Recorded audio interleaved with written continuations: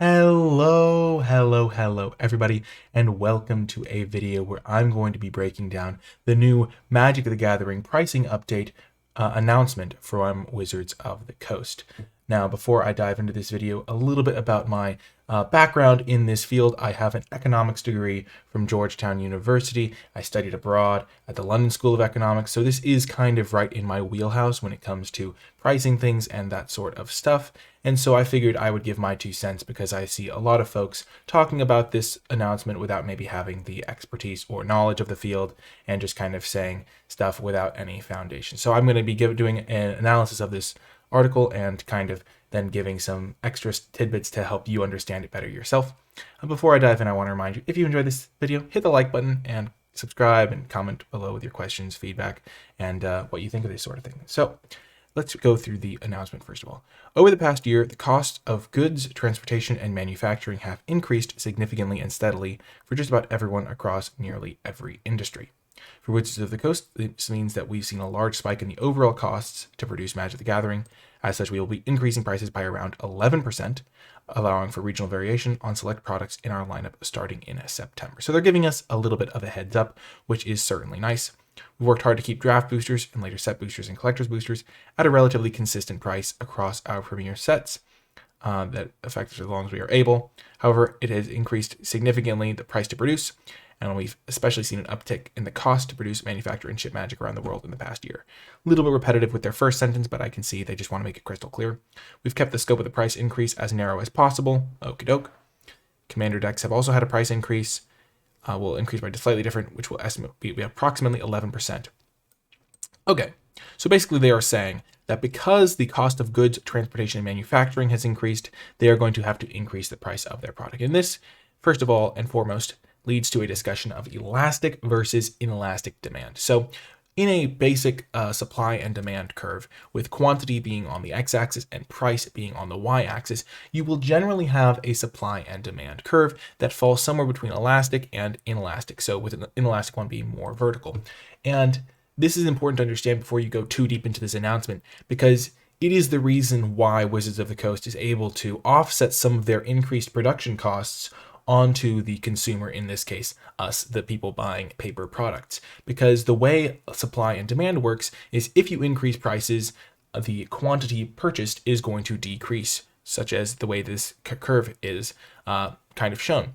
But whether or not your curve is elastic or inelastic will determine to what degree that price change leads to a quantity decrease or increase. So let's just talk a little bit about elastic products. An elastic product is one for which there are many substitutes. So for example, if the price of Cheetos goes through the roof, I can buy some Doritos instead, and it's not like I have to buy Cheetos to exist. Some people will still buy the Cheetos because they just love Cheetos, but for many people they can find an easy substitute. That's a really easy way to think about elastic demand. An inelastic demand is something that is kind of almost irreplaceable or unique in many senses. So for example, gasoline that you put into your car, you're not generally going to be able to just in the short term buy an electric vehicle or something if gas prices go up. And so you're going to have to get that gasoline. So lots of the increase in production cost of gas can be sent on to the consumer. So in the case of Cheetos, if the Cheeto manufacturing prices go up, they're not necessarily going to be able to offset a lot of that cost to the consumer because Doritos are going to still be the same price, presumably, or things of that nature. Whereas with gasoline, if it costs more to get the gasoline out of the ground, then you can send a lot of that on the way to the consumer.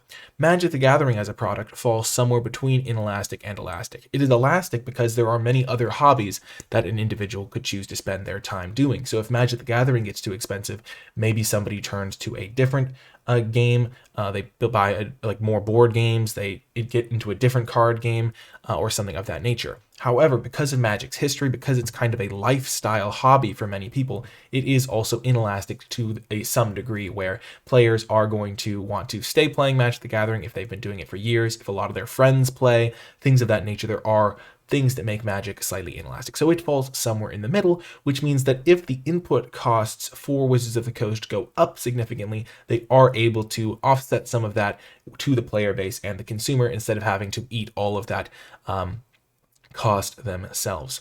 Another concept that I would like to talk about in this section before I get into the specific points of the announcement is this idea that Wizards of the Coast is making money, so therefore they shouldn't raise prices on their paper product. And there have been reports, like Hasbro publishes their report to their investors and stuff like that, of like profit increases and things of that nature. But it is also important to remember that a lot of the new profits that have been coming into Wizards of the Coast have been coming from the digital side of things, and Magic Arena in particular, making Wizards a lot of money and things like that. And if paper Magic is going to be sustainable, that also has to make money for Wizards of the Coast. It's not viable for them to lose money on paper Magic and make it up into the digital space, and it's probably not good for the consumer overall if that becomes the case, because that's just incentivizes them to kind of spend more resources on Magic Arena, because that's the profitable aspect of their business, and it just de-emphasizes paper play, which is not optimal for the people that enjoy playing in paper in the long run. It's also like you can't have paper Magic be a loss leader for your company. A loss leader is something that is beneficial to the company because it provides them with like extra eyes on their product, even if it's losing them money. So a big tournament, if Wizards holds a big tournament and they lose money because they're offering a massive prize or something, they presumably are making that back in the engagement they get with their community. That's like the idea of a loss leader. You don't want paper Magic, one of your flagship products that you're churning out tons of stuff for all the time, to really be a loss leader. So you need to make sure that that is a viable and sustainable product moving forward. So understanding that the Magic the Gathering card economy is it's like somewhere in between inelastic and elastic, depending on the audience. So somewhere kind of in the middle, and also that you need to make sure that paper Magic remains a viable product. So let's talk about these things one by one. The cost of goods going up. Let's see if that is actually backed up by evidence. So in order to do that, I looked like what goods go into making a Magic card, and also a pack of Magic cards. So Magic cards are made from 2 layers of cardboard joined together by opaque blue adhesive. So basically cardboard and glue. Looking up just basic cardboard, you can see this price increase over here. This is, however, for corrugated and solid fiber box manufacturing, so it's a different type of cardboard, but that sort of cardboard in the past year or couple years has basically gone straight up. If you look at the U.S. Producer Price Index for pulp, paper, and allied products, you also see a massive increase starting around like 2021. It goes up, let's just see, this chart says around 20% from 1 year ago. And if you don't know what a price index is, it's basically a value that's indexed against a number from a particular year. So you might be like 2010 is a base year. And then if it's higher than 2010 in 2011, you can take the percent difference. And that's kind of where your price index is. So like a value of 100 would be like at the base year or something of that nature, or depending on how you're doing your base years. But basically you use it to check percentage changes. So if you're looking at this 5-year time frame, you can see the price of paper has indeed or cardboard has indeed gone up. If you look at the price of glue, I wasn't sure exactly which glue they used, but you can see that if you're looking at like over the past year, the price of glue has also gone up substantially, like 20% here. According to this chart, I wasn't sure exactly which glue it was, if it's second, because I'm not a master of how glue works, but this secondary product glue stuff has also gone up in price significantly, 23% there. Another type of glue, I just wanted to make sure I cross-referenced all the glue. This one hasn't gone up quite as much. But it also looks like the least applicable because it says like resin and rubber adhesive. So not really necessarily the same thing, but I did want to include it for completeness' sake. So it does look like the prices of the goods needed to make Magic cards has gone up relatively significantly, especially in recent years, or the past 2 years in specific. Also, it's worth noting the packaging. There's some plastic, there's some metal foil. I figure it's mostly plastic. So looking at the plastic prices, you can see plastic product manufacturing. The price has gone up significantly as well. Looks like 23% in the past year. Pretty significant increase in the price of goods. So the cost of goods do seem to be rising. This could be due to it being harder to ship things internationally during COVID, potentially. This could just be due to there being a backlog of things that need to be produced, more things being bought online, so maybe higher demand for those things. But prices do seem to be going up for boosters, and the products that go into making actual physical Magic cards. Now we are going to look at the costs of transportation, so actually shipping those goods to other places.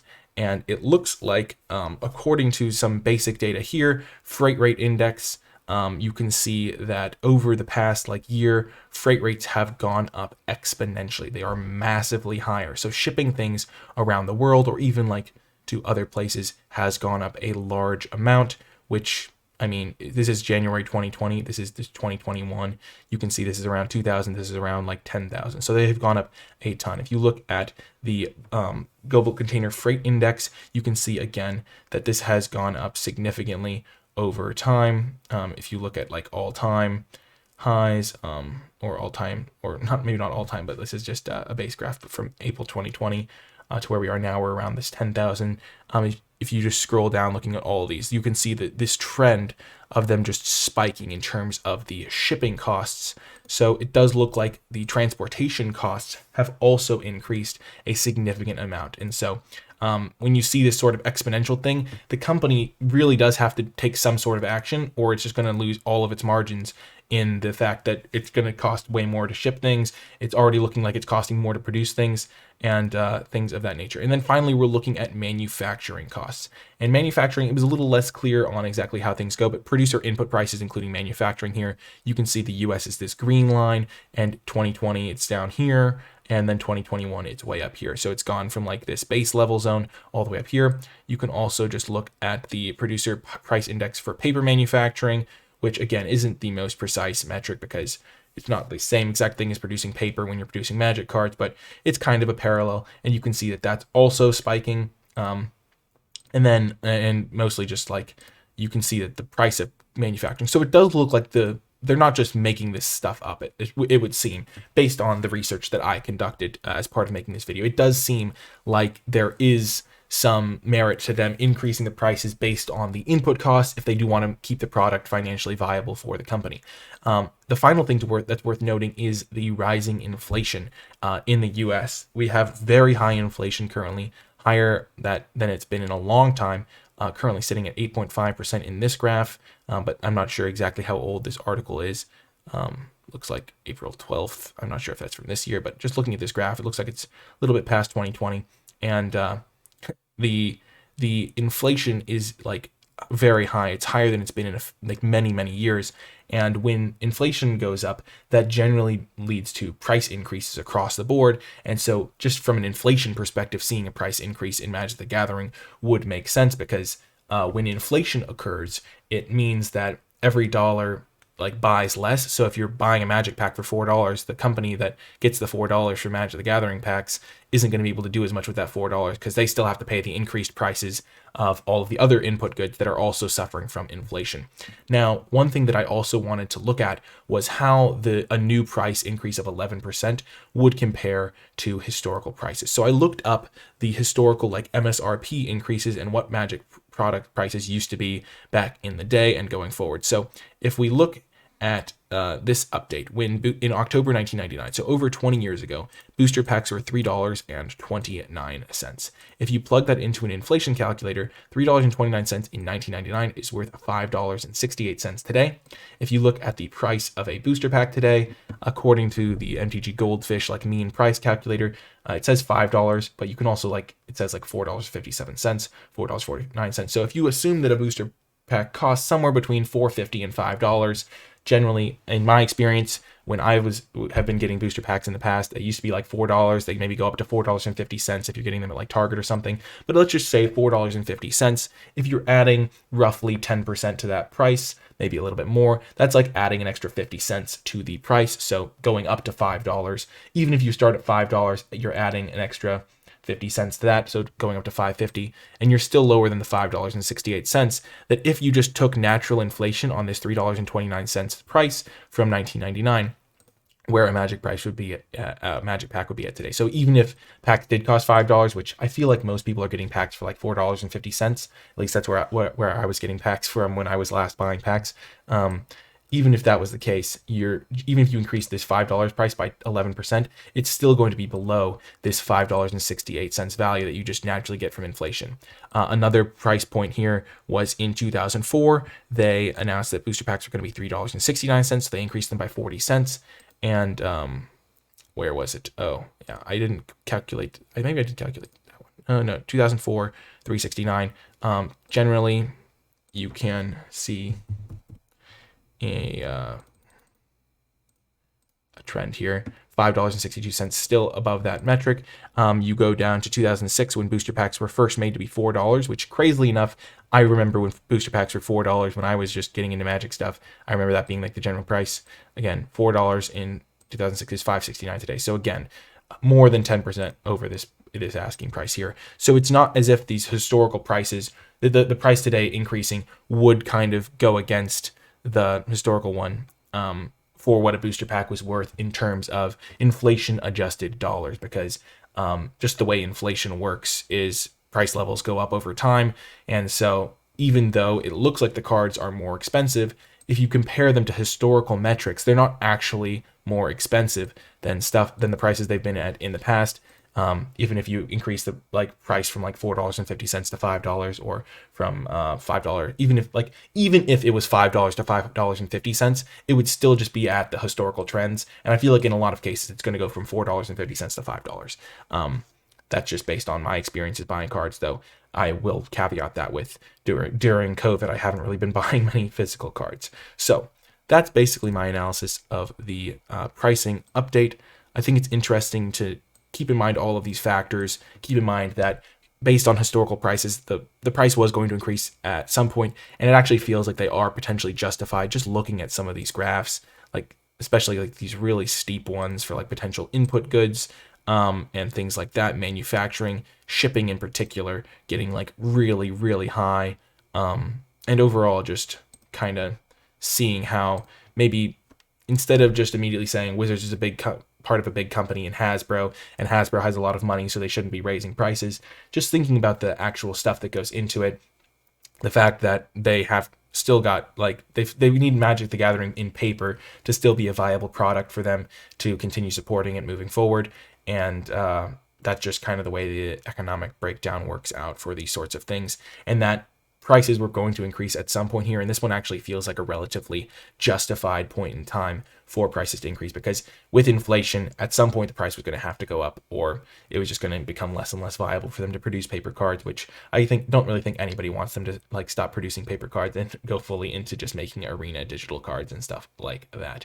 But yeah, that is pretty much all I had to say on this topic. I know there's a lot of people that are kind of thinking about this maybe very, I don't want to say irrationally, but I know that a lot of people who maybe don't have the tools to analyze the situation fully, maybe have thoughts on just big companies in general or stuff like that. And hopefully this kind of clarified where maybe the logic comes for this sort of decision that they might have made.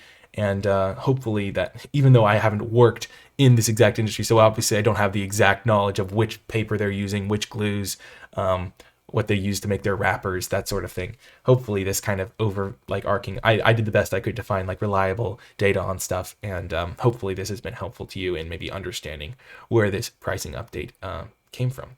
But yeah, that is going to do it for this video. I do hope you enjoyed it. If you did, remember to hit that thumbs up button, subscribe to the channel for more content, and comment below with your thoughts on the pricing update, what you thought of my maybe information that I shared here, maybe some new thought that you hadn't considered, that sort of thing. Leave those in the comment section down below. I'll be interested to read those. If you did make it all the way to the end of this video, you can leave in the comment section down below hashtag extra info, because hopefully I provided you with some extra stuff to think about. And so it's always cool to see which folks makes it all the way to the end of the video. Anyway, that's going to do it for this one. I hope you enjoyed it, and I will talk to you next time.